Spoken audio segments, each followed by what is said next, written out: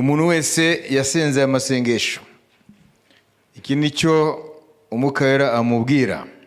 Iri ni ijambo ry'Imana. Iyo Umwuka Wera avuga, arigiye avuga directement gutya, arigiye afata amagambo yavuze hanyuma akayaktualiza uwo munsi kubera yuko ari byo ashaka gukora. Aya magambo yafate nk'ubuhanuzi kuri wowe wasenze amasengesho, ukaba ushoje uyu munsi kuyiriza no gusenga. Nzakujya imbere ahataringaniye mparinganize. Nzamenagura inzugi z'imiringa n'ibihindizo by'ibyuma nzabicamo kabiri. Nzaguha ubutunzi buri mu mwijima n'ibintu bihishwe ahantu hiherereye,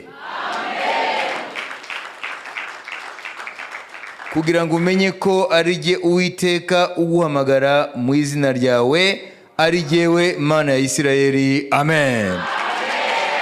Amashyi menshi ku Mwami Yesu Kristo. Haleluya. Ibi ni by'Imana iguhaye.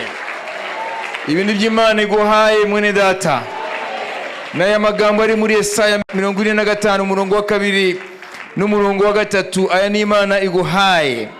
Aya uyagire ayawe.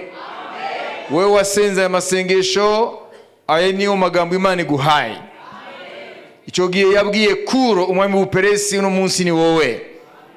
Aya magambo uyizere uyagenderemo, kuko na magambo atabesha, na magambo y'Imana nzima.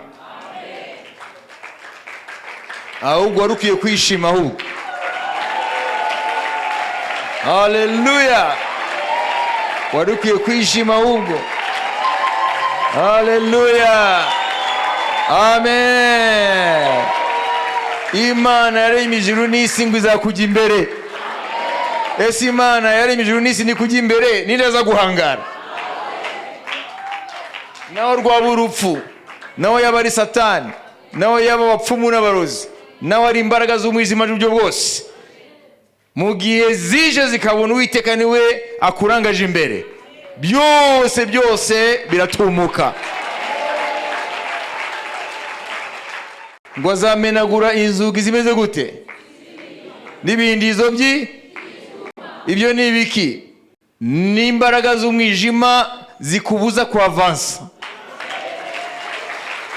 Blokisi zose Satani yashize mu buzima bwawe.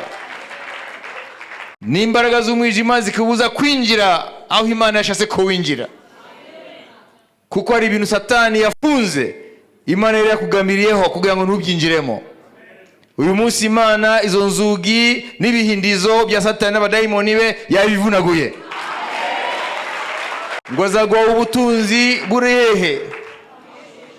Mu mwijima ahantu hiherereye. Uvuga ngo ni ibintu amaso yawe atabona ubu, ariko ibyo bintu Imana irazi aho yabiteretse. Rero uhereye none Imana imaze kumenagura izo nzugi z'ibyuma n'ibindizo by'imiringa, Imana izahita kuyobora intambwe ku yindi, buri ntambwe izayishura ubutunzi bw'Imana. Ntabwo uzongera kwiganyira, ntabwo uzongera kwibaza ibibazo byinshi ngo uzabigenza gute, kuko Imana byose yabikubwiye. Uhereye none ntuzigere wibaza yuko imbere yawe hari ikindi.